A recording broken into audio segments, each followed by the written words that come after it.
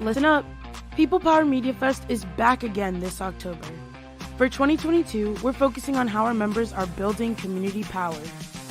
PhillyCAM is bringing you a month of community programming featuring special workshops and panel discussions on cable, radio, and online.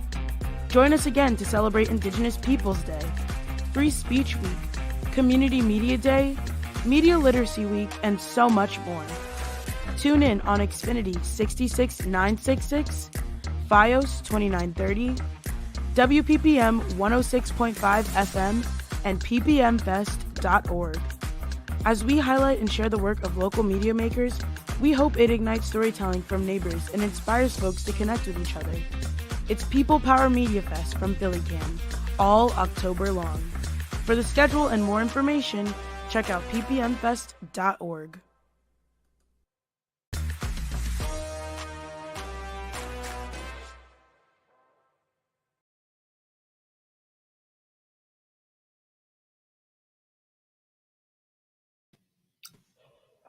All right. Good evening, everybody.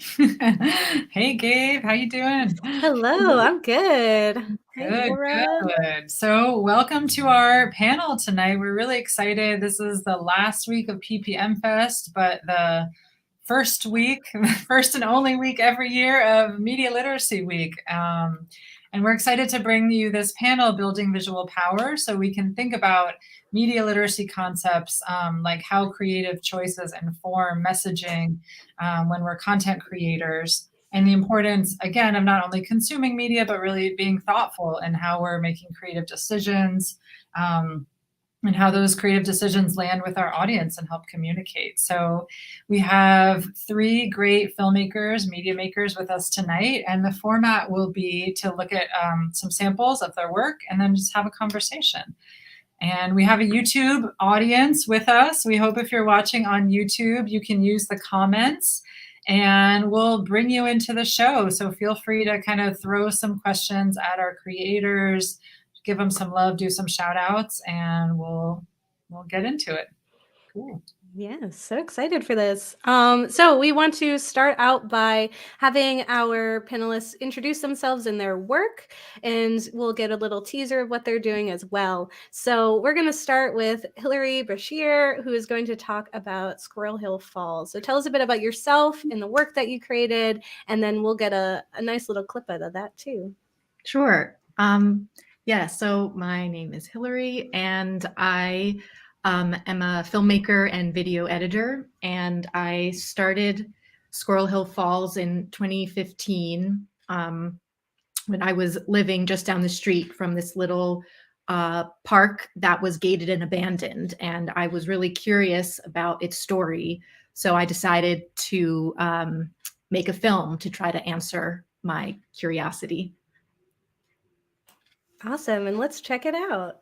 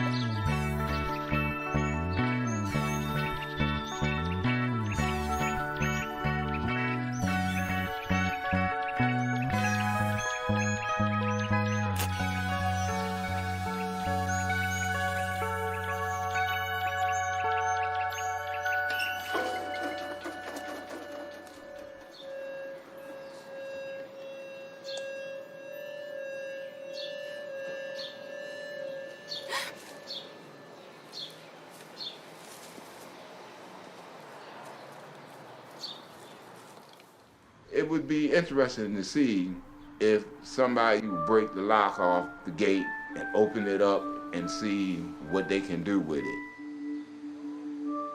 I think I'd imagine something really intimate. A place where local musicians, local artists could gather, have little tables around where you could sit and chat and make friends.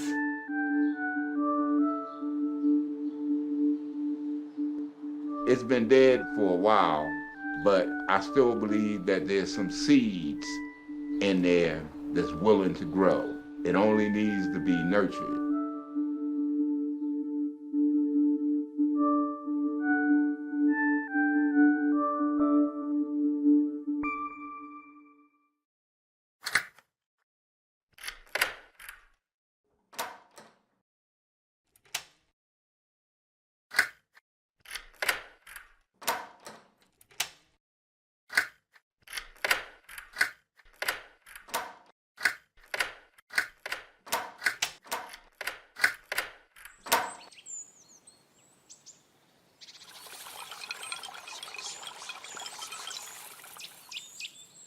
Where will we go if humans come?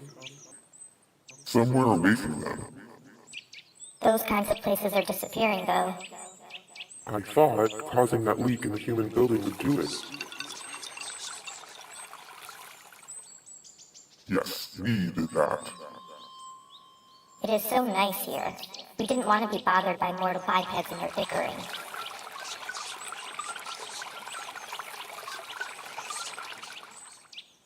We know you miss the humans, but we are most thankful you've held and protected us all these years. I'll send some goodwill to the human who made this place. That's one I'll admit to liking. I'll admit to not liking that one with the white hat. I think they left the gate unlocked. I wonder if other humans will come in.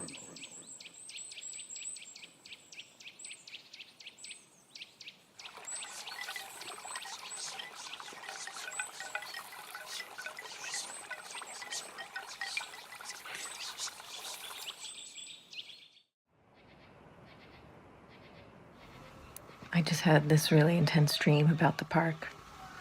What's that? I've seen you looking into the park.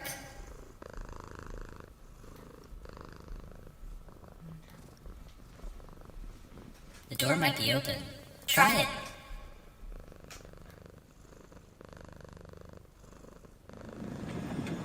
I'm just getting home from work and thought I'd try the door this time.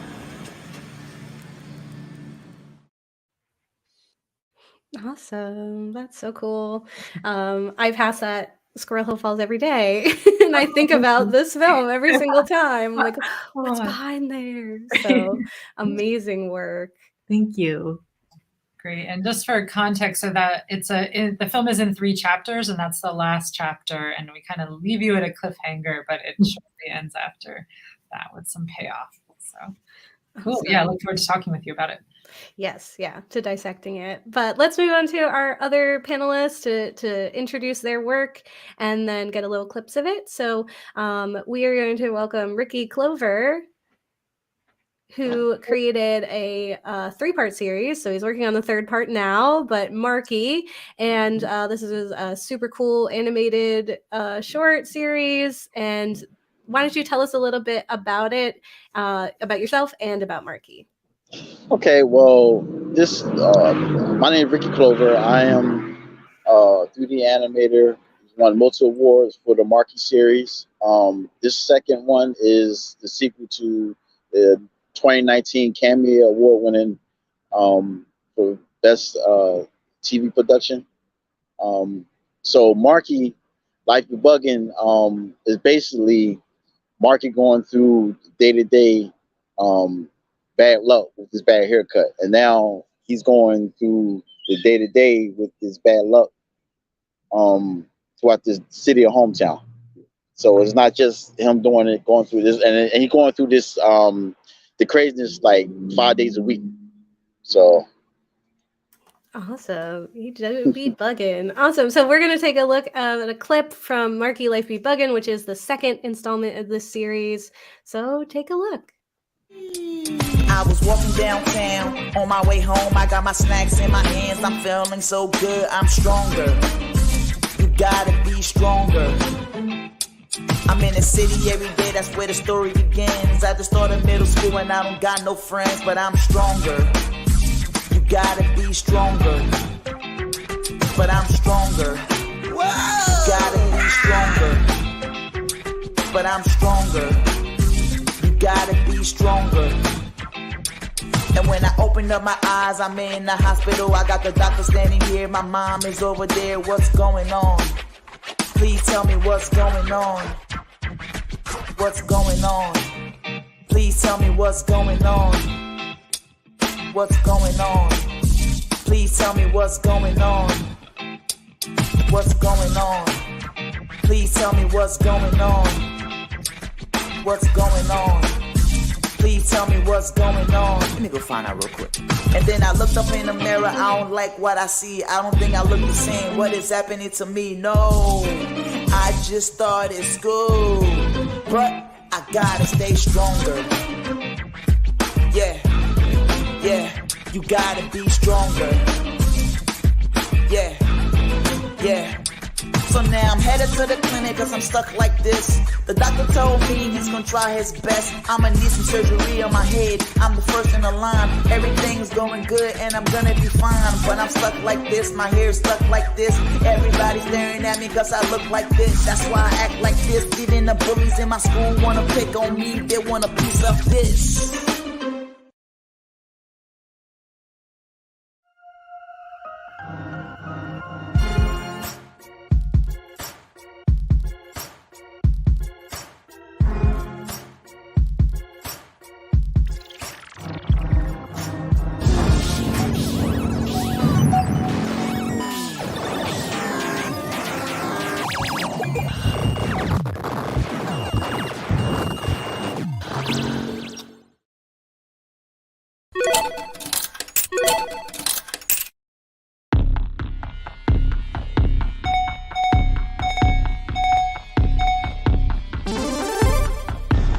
Mexico.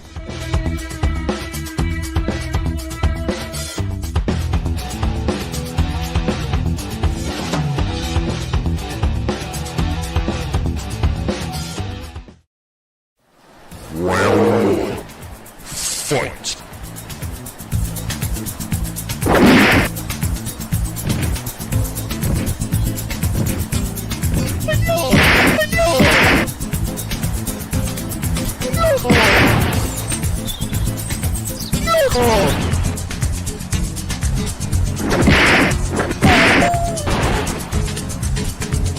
You win. Round two. Fight. So cool. I know how much work you put into that. I've seen it firsthand. So I'm going to be very excited to hear about you discussing your motivations and, you know, what you really wanted to get out of it. So sit tight. We're going to hear from Ricky. And if you have any questions, viewers, you can drop those in the chat on YouTube. But we have one more lovely panelist that we want to highlight as well. So welcome, Amelia Carter. Welcome. Hi. How are you? Good to see you. Awesome. Good to see you too. We are going to showcase a little bit of your film testimony, and so I'd love to hear a bit about you and this work. Yeah, so I am a community organizer and artist from Philadelphia. I was living in the Cobbs Creek neighborhood right off 52nd Street in 2020 when the George Floyd uprisings were happening. So I was witness to that experience and was directly impacted by the police assault that happened during that time that resulted in a blanketing of the neighborhood and tear gas, along with other physical violence on residents. So that impacted me and got me really involved in community organizing work around police accountability. And I started a couple of organizations that focused on that issue and different angles of that issue. And as the protest era of 2020, 2021 started to wane, we wanted to find another way to keep this conversation alive. And that's how we came up with this film. That's awesome. Well, let's take a look at that and then we'll dive deep into it. Cool.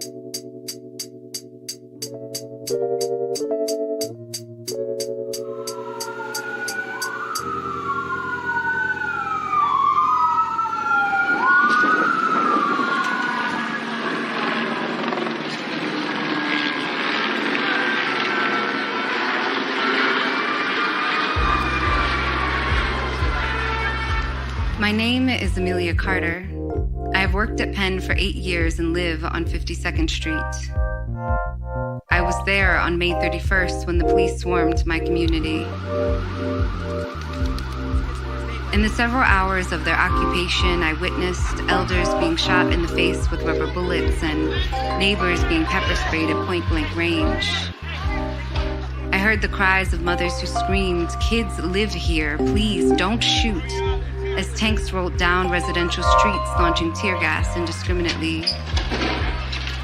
I was gassed at close range once on 52nd Street, once on Chancellor Street, and again as I attempted to flee the scene into my home and found it was full of this chemical weapon which is banned for use in war.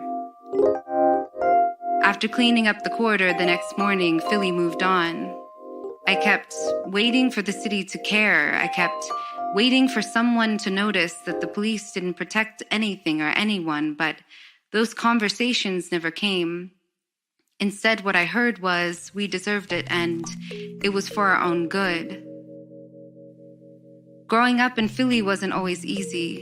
My family faced a lot of challenges with addiction, and gentrification kept us moving on the tails of development. For me, getting my master's from Penn was aspirational.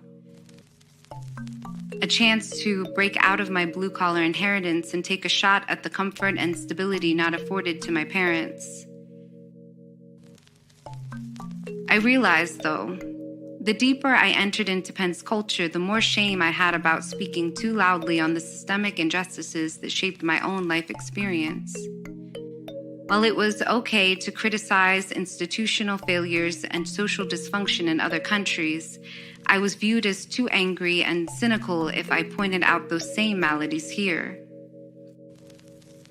After all, it was I who needed Penn, this resource-hoarding giant in our city, to lift me up from the instability that was chasing at my heels.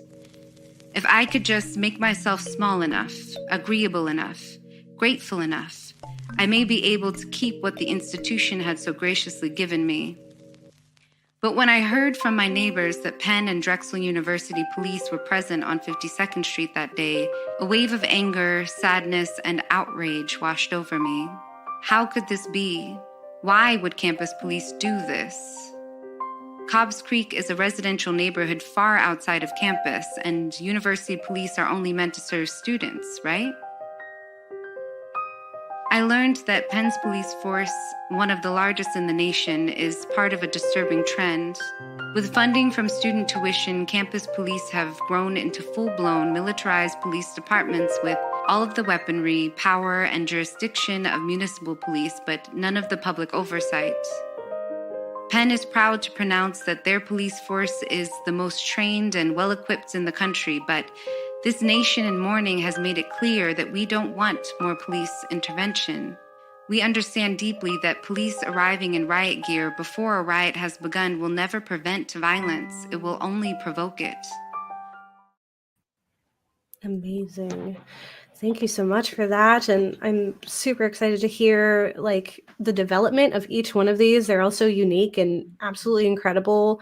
I'm always just in awe of the way that you're telling these stories, and really want to get into the decisions for them and things like that. So we're going to open this up for a group convo. So we're going to ask some questions, and feel free to, talk to each other and, expand on your thoughts and let it be a little more free. But I'm going to pass the baton over to Laura. Cool. Great. Thanks. Yeah, I think we just wanted to kick off by asking each of you a little bit how you made some of the creative decisions that you made. How did you find the visual language that you used? And what did you know going in, and maybe what emerged through production, if anything, what changed? I could take a crack at that. With the first Marky, I had to go and take a lot of workshop classes, 2 premiere classes. I did an animation class and sound production class to even get started, because I just had to get my skills together. I already knew Photoshop and Illustrator when I was going to DeVry. So once I got all that together, then I was able to get my team together. Now, once we got my team, Anise Taylor told me about an acting coach and facilitator of actors. by Nikita Dillard. He have his own school for child actors. So I was able to get that in there, and also Haji Rock Upchurch. He was able to provide music for me. So once I was able to assemble my team, it was time for me to get started with Marky Be Buggin.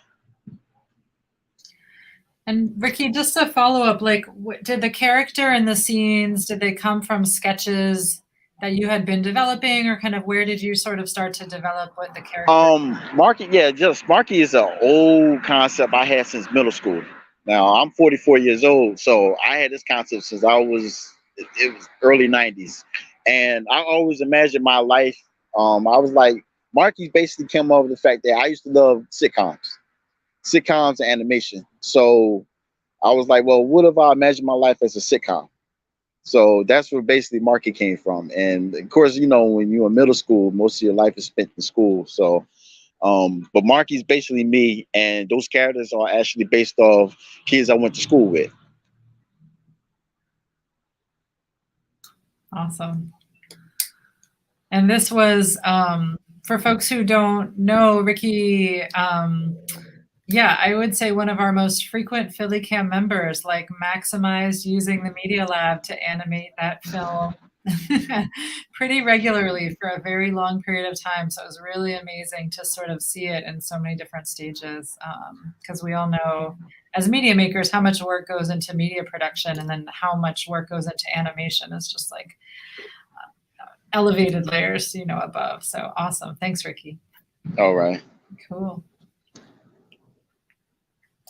I can talk about my the process of Squirrel Hall Falls changed and evolved over the 5 years that I spent working on it, and I knew from the beginning that I wanted to do something that weaved documentary with fiction and fantasy, in particular because the park was always just so magical to me and mysterious, and I wanted to try to capture that feeling in a film.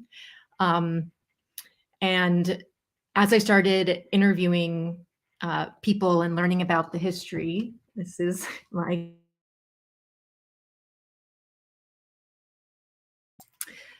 sorry about that. She wants to be part of this too. Whenever I was interviewing people to learn about the story of this park, I would ask them if they were to imagine a magical world inside of the park, what would they imagine? And then based on those answers, I created the fiction pieces of the film. And some of the people that I interviewed then helped with creating those animated scenes, like the animated mask heads. Some of the folks that I interviewed sat with green screens wrapped around them, and masks on their head.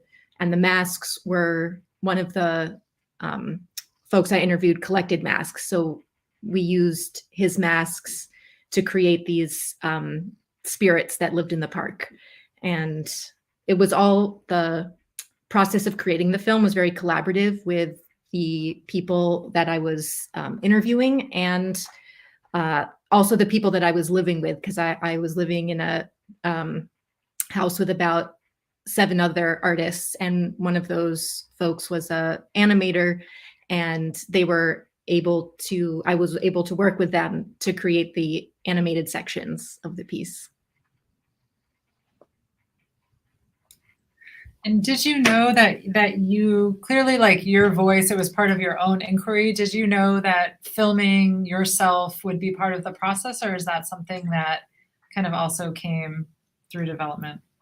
Yeah, I actually first thought I would be more on screen. I had, like, the first interview I did, I was on screen as the interviewer, and I thought I would be more of like a detective character.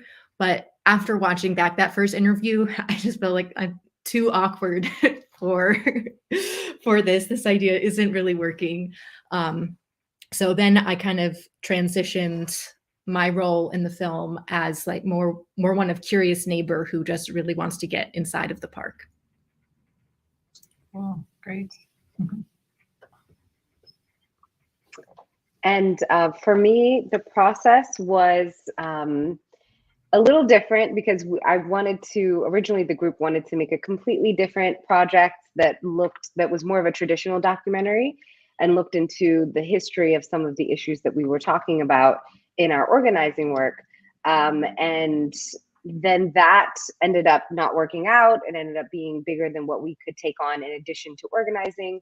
So providing testimony and kind of speaking truth to power and telling our experiences ended up being a really important part of our platform. So that's where this idea of testimony came from. The script was based off of a testimony that I had given. Other members of Penn Community for Justice had also given testimony about different aspects of this Penn police issue. And just the militarization of campus police and how that starts to seep into public communities that don't have anything to do with the university. So we ended up using my testimony. And then from there, I had a friend who is an artist based out of India, who I've done a lot of different kinds of work with.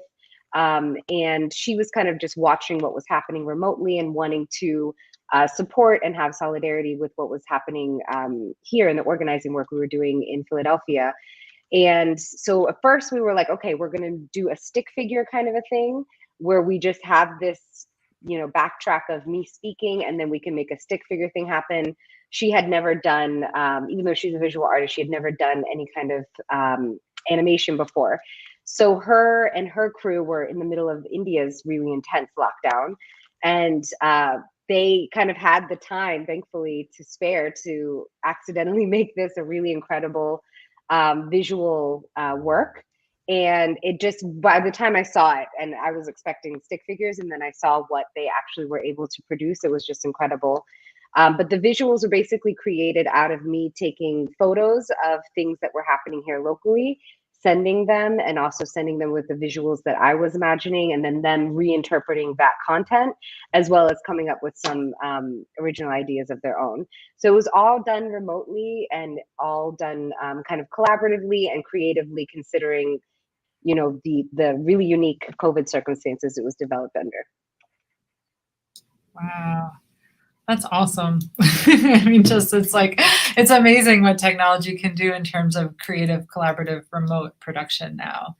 Were you looking at scenes as they were being developed, or were you kind of sending the photos and then she was returning sketches and then how involved were you kind of along the way? Yeah.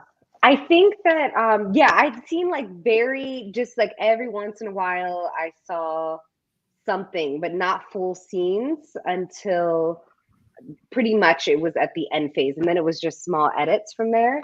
But yeah, it would be kind of like a sketch, a very pencil drawn sketch that she would figure out how to make it go. And it kind of looked like I was beatboxing or breakdancing rather. And then from there, it kind of got more and more elaborate. And so it was kind of a nice surprise. Honestly, it was got to see the end thing and be like, whoa, this is amazing, way beyond expectations. Awesome. Wow.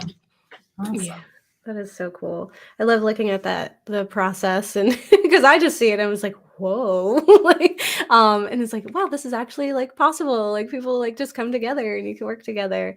Right. And when you were, talking a bit about all these different collaborators, but also how this is one drop in the ocean of the whole story that you're trying to tell, has it with this question that's open to all of you, but we could start with you, Amelia, of just about how this project allows you to connect with your neighbors and also build interest to the issues that you're exploring.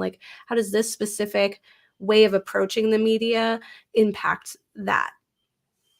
Yeah, I feel like because this topic was so sensitive and difficult to explain, there's a lot of, as you mentioned, moving parts. So I feel like this really helped to, one, animation I discovered was a really good way of getting at some of these issues, because it starts to become a problem for me to like constantly be showing this like re-traumatizing imagery of violence. It had been like so over saturated at that point, but yet we weren't finished talking about it. So for me, this kind of allowed us to continue the conversation by softening the blow of that visual that we had been constantly exposed to.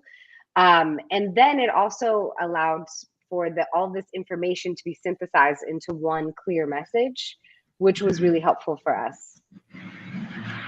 Yeah, absolutely. I think that really comes through, and I'm very thankful for that too. There's like that specific approach, because you still get the education without feeling like maybe you're being attacked in some way, or just like at some point we're just like inundated with these images and it becomes really overwhelming, and instead it's like, okay, this is digestible enough that I can now apply what I'm learning and you know, be able to sit through this. So good work, great work. Thank you.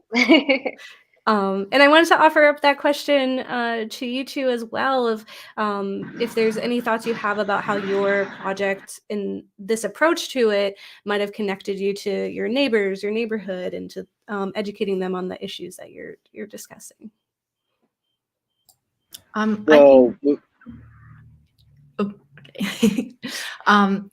Yeah, so I think one of the reasons for this project was also for me to get to know a deeper history of where I was living, because I moved to that neighborhood in 2014, and yeah, I just wanted to know that like there's a long history before I entered this place, and I wanted to know what it was. And because I'm a filmmaker and love storytelling, I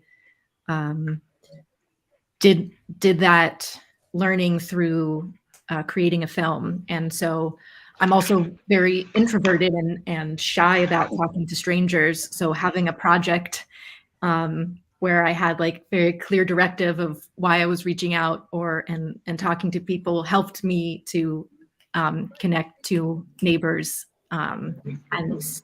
And then I was able to hear from them a history of this neighborhood and what happened. So I was grateful for that. Yeah, there's nothing like a camera for a good icebreaker. Let me ask you a question. I guess in that same regard, so there's like this cat character in the film who kind of represents the woman that lives across the street, who we don't see, who has a connection, is kind of holding information to the park that maybe you want to access. And I'm curious if people didn't want to talk to you also, if it was like, I don't know, I don't want to get involved, or like how it worked like in both directions. Yeah. So yeah, Danielle Rousseau, the person who really created this park, and who many people spoke about and lives across the street from the park. I tried many times to contact her. I left her messages and little notes because I lived across the way, and maybe like it was definitely months of doing this. One day she showed up at my door and we had a long conversation, and she essentially said to me that she didn't have the time that it would take to like fully tell the story of this park, and that it ultimately broke her heart, and so she just didn't feel like she could be a part of this. And I was really sad that she didn't want to participate, because I wanted to have her voice as part of the film. And it led to a moment in the production of like, what am I going to do? Can this film still be made? And I want to give a shout out to my animator, Sabi Bloss, who I think is here, because they really helped kind of find a new direction of the story through animation and creating this cat character who is kind of like the spirit of Danielle, as well as a spirit in the park. So cool. More collaboration at PhillyCAM. We're big fans of Sabi. Awesome. Ricky, how about you? Well, I was just on the Karen Walken show a couple weeks ago, and I had the pleasure of actually showing people the process of animation. So that was my way of giving back to the community. And I just was basically just taking in a step-by-step process on how I go about animating my project. So, and I know there's a lot of people that love animation and want to know how the process works. So it was cool for me to actually show that part of that show, like the educational part of, how I go about doing my animation.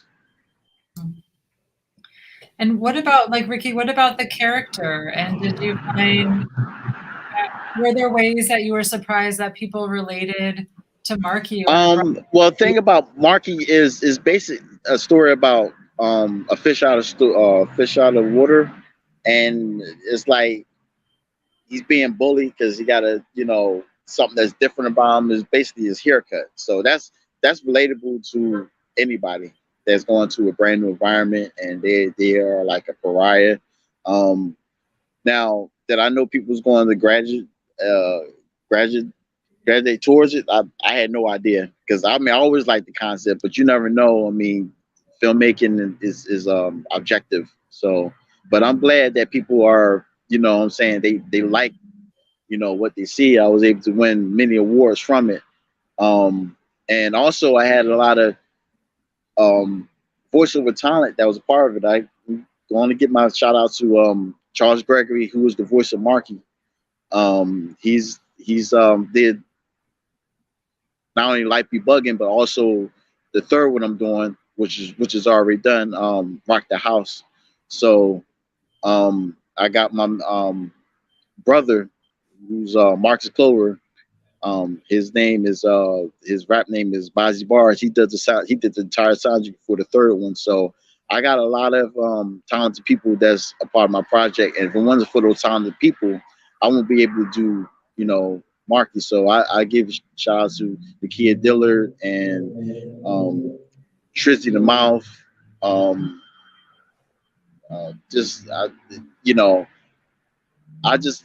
the captain of the ship. Without basically my crew, without my crew, I won't be able to put the process out there. So I'm just really grateful that I'm surrounded by very talented people.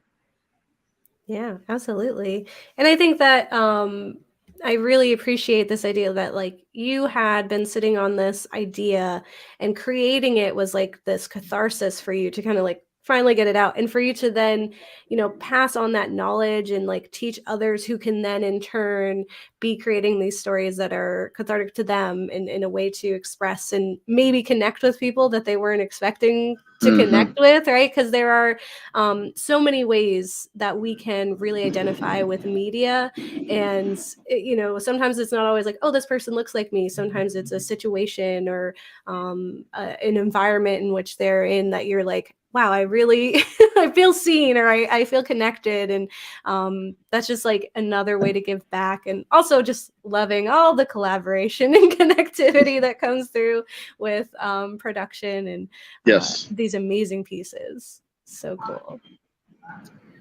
Yeah, I want to kind of build on that question, because it's clear that there's a lot of personal just like growth and development that really like sparked these projects, and like inquiry and reflection maybe is more kind of what I'm thinking. And so I'm wondering how the process of making the film helped you move through that process, what it did having kind of a creative outlet to work through questions that you had, experiences that you had. Yeah, and if you could talk a little bit about that. Either Hilary or Amelia, if you want to kind of kick it off. I can go. So in terms of basically how this was a way for me to explore things that were happening for me internally. Yeah, I think this whole experience of 2020 and 2021 was like, I was there with everybody in terms of the emotional roller coaster ride of everything. And I think for me, it was just really powerful to finally like get all of this mounting anger and frustration off of my chest, and to be seen and be visible and be vulnerable in that way. And as was mentioned earlier, it's very hard to see yourself on film. So I felt like animation was a much safer way to do that. But and you know, I wanted to have other people. I really wanted to feature someone who wasn't me. But this is a hard topic to broach with people, and it can, especially in that day, there was a lot of different types of activity going on. So I felt that animation provided the type of anonymity that even for me, in a sense, that allowed me to be vulnerable and allowed me to be able to reach other people through the screening of the film. And so, yeah, so for me, it was just very cathartic to be vulnerable, and animation was a crutch to do that, and I appreciated it.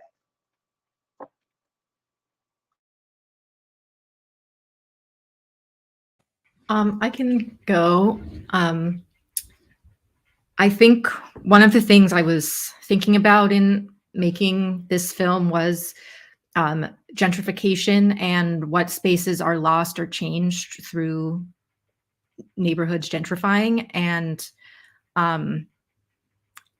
I think a question I had for this project was what should happen to this park.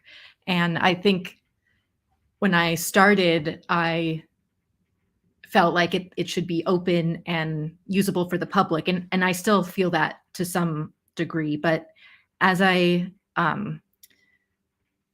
started to think about what if the park had a character of its own and a life inside of it, I kind of began to really like the idea of a space that's locked away from other humans and where nature can take over and like be the keeper, and feeling like there's something even more special about a place that humans don't have access to and can't use. And so I think that's something that shifted for me in the process of working on it, of just trying to decenter humans from the from the importance of taking up space. Did you find that in interviewing, through the interviews or other people involved, that this had been like other people are like, oh, I've been wanting to talk about this place, and thank you, you know, like that you opened up a space for other people? Yeah. Well, I definitely had many people be like, oh yeah, I've always wondered, like, what's the story with that place? But I did find that the people who knew the story, it seems like there was a lot of drama surrounding it, and there may be some still sore feelings from that time. And that I think, yeah, I talked to the people who were willing to speak, but I think there were others who didn't want to. And so it was like, I think the newer generation of people who don't know that story were grateful for it. And I think even though that the creation of this park was set in interpersonal drama, it's still important to record the history of spaces and what came before. And I think things can be learned from keeping that history. So that is what I hope to do and have captured with this project. Okay. Ricky, I'm curious kind of how adult Ricky felt seeing, you know, middle school Ricky. What was it like to be able to bring that part of you to life? And did it feel like you were able to, I wouldn't say like move on, but you know, it's sort of like, what did it do for you to do that? Well, that's the cool thing about when I was doing Marky Be Buggin, I did all that during the lockdowns. So it was like, you know, you couldn't go anywhere, everything restricted. You had to walk around with paperwork if you was an essential worker. So it was a way for me to just blow off some steam when I was doing Marky Be Buggin. That's why you see Marky going through all this craziness. He gets electrocuted at the arcade, and he gets water splashed on him. He gets chased through the mall. So it was just a way of just really just letting the beast out. Because I was doing Marky like right during the heart of the uprisings and when the whole world was upside down, and most of my stuff I was doing at home anyway on my laptop. So Great. And Amelia, did I see? I don't know. I think I read somewhere that there's going to be sort of like another phase to this film that's engaging other people's stories or reflecting and thinking about like the impact that this film can have. I'm curious where you see the life of this film going, or how it can help propel other folks to maybe think about their experiences that day, or Right. Yeah. So since the making of the film, we have done like different participatory art things that have happened, where we had people reflect on their experiences that day. We did a art installation with Design as Protest Collective, DAP Collective, where we were focusing on the UN recognition of what happened that day as a violation of human rights, specifically focusing on the Philadelphia Police Department, because the private police departments, the issue is that there is no accountability process. So, that not so much dealing with that issue, but engaging the public around these themes at least.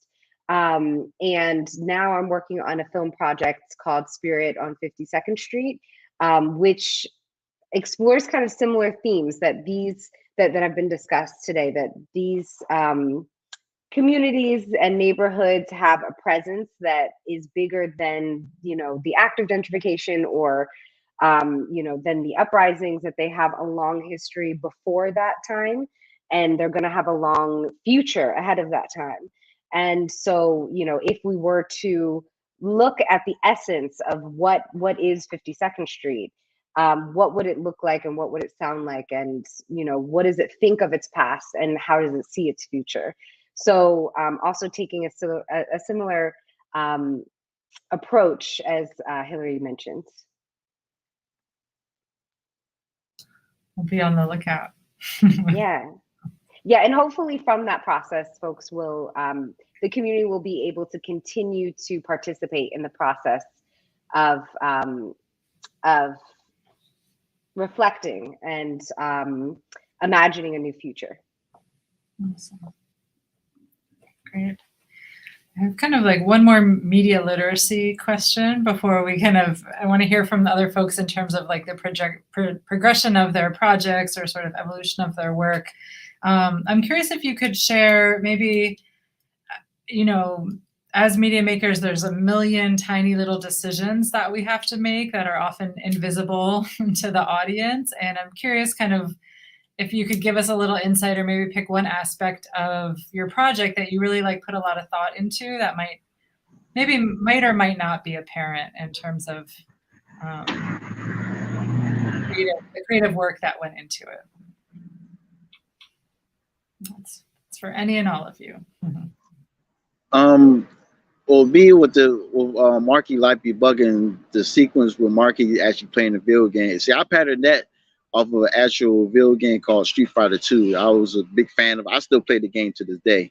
So I took a lot of time and making sure that I have all the aesthetics of early '90s fighting game, the score and the NG bar, the sound effects, everything. So I made sure that everything just was authentic to that time period.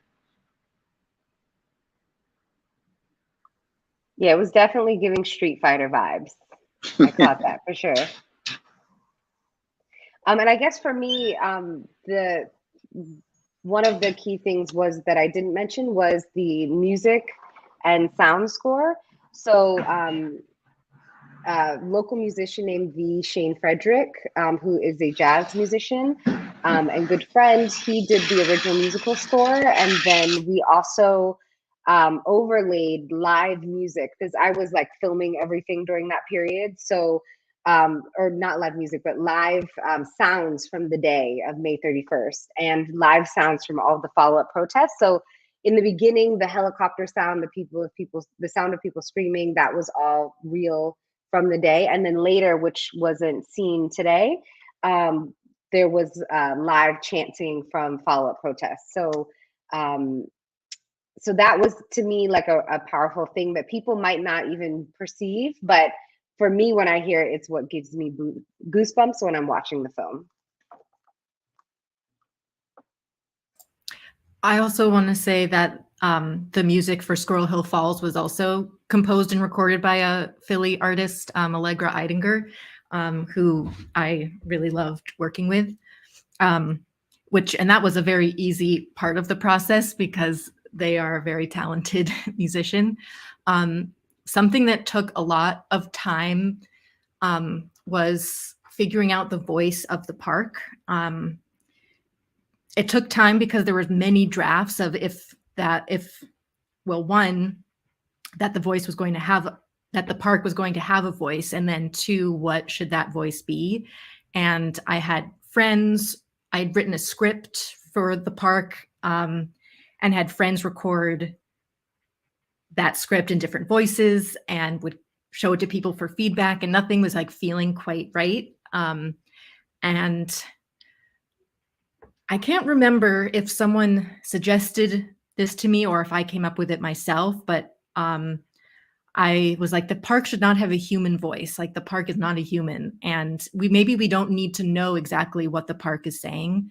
And so from there, I kind of went on a journey of like trying to figure out what sounds would the park's voice be, and ended up with a collage that's wind chimes and stream sounds, because there's streams in the park, and leaves rustling, and a few whispered voices, because humans did once, the park was created by humans, so there's a little bit of that human voice in there. But yeah, that was a puzzle that took, I'd say, maybe years to figure out. Okay, great, thanks for sharing. Yeah, it's each decision, it's a lot. It's like, feels like a lot of responsibility, and then it lands so differently with each person. So I definitely, thank you for bringing up the audio. I mean, Amelia, I feel it really strong in your piece, and I think there's something really powerful about having recorded field sound and then in an animated landscape. And so do you all have any questions or comments? I want to put you on the spot, but want to leave space if there's anything you want to say or ask of each other. Well, I'd love to see the rest of the films in their entirety. So how would one do that? Well, you can see my film on my Vimeo, which is at Hilary Brashear, Vimeo/Hilary Brashear. And I think it's also being hosted on imageuniontv.com. So yeah, thank you for asking that question. Ricky, how about you? Yeah, you can watch Marky Be Buggin on YouTube by typing in the keyword Marky Be Buggin on YouTube, and it will just pull up the cartoon. Also, I have a TV interview with Karen Walker, her show Diamond and Rough, that comes on Saturdays at 12 p.m. starting November and in December. And I got it's like a whole hour talking about the whole process of Marky Be Buggin. And that's going to be, on PhillyCAM, Verizon, and Files, and all that stuff. So. Where can we see your film? Yeah, it's on YouTube. Oh, I'm sorry, for Amelia. Oh. I am not as organized as you guys are, so I don't have it like publicly available, but you can just reach out to me. I'm on Instagram, and which I'm not very active on, to be honest, but Facebook. I'm what they call a geriatric millennial, and this is what it is. I'm not ever switching over. So yeah, at Amelia M. Carter. So if you just message me, I'll send you the link, and soon it will be somewhere. Awesome. Oh, I do have a website too. It's superclover.wix.com/Marky Be Buggin. Great. Awesome. And what's next? Can you give us a little preview, Ricky, of number 3? Oh yes. Marky rocked the house. So basically, Marky's going to a house party. So this is think about every time I do a Marky show is different elements going on. So now Marky's going to a house party. So now I needed an actual recording artist to provide music for. I couldn't do all that orchestra stuff I did for the first 2. So my brother, who's rap name is Bozzy Bar, provided the entire soundtrack. So basically, it's like the movie House Party, but it's like House Party in the Marky series, the Marky universe. So this is going to be very interesting because there's going to be a lot of hip hop dance going on, and it's going to be like a whole throwback to the early '90s hip hop dance culture. Okay, great. And Hilary, how about you?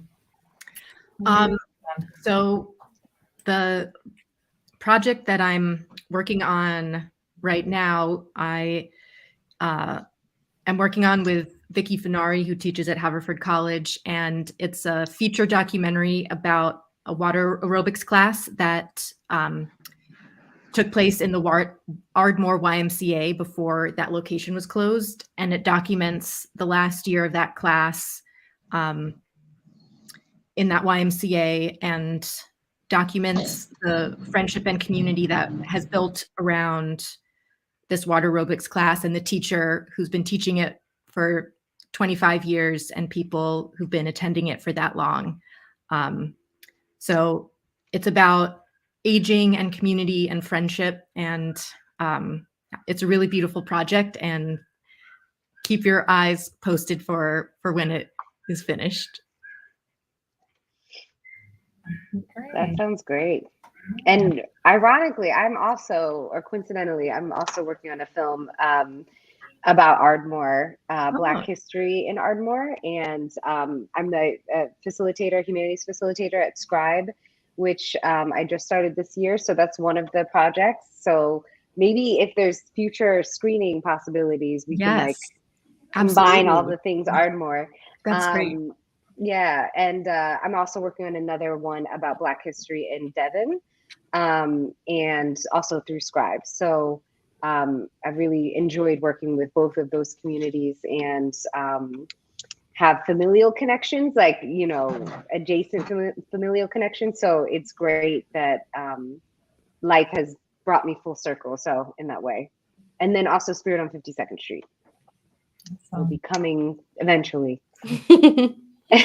Connections. I love it. I love this. And one more thing about Marky Rock the House. I'll also be on Charles Gregory's radio show in December. Because like I said, he's the voice of Marky. So, and I will be hooking him up with the posters like I did with Karen Walker. And I also going to be on the Tunnel Bangers radio show in January. And also Marky Rock the House is going to be on PhillyCAM and YouTube and Files January 2023. So because actually I'll be finishing up on the 5th of October. So I'll just be something in and I'll be ready to go. Or the 5th of November actually. Yeah. Great. Right. Well, I think we're about at our time, but this has been really great and inspiring. And thank you all for giving us a little insight into your process. And I'm glad there were some connections made, between you. And it's been a great conversation. And when we repost this, we'll make sure to share links where folks can see your work and get in touch with you. Cool. Thank you for organizing and hosting, and thank you for all of the work you guys do at PhillyCAM. For sure. Highly recommend people join the programs. Yeah, thank you so much. Love PhillyCAM. Love it. All right, everybody. Well, have a great night. Stay safe. All right. You too. Have a good night. Bye. Thank you.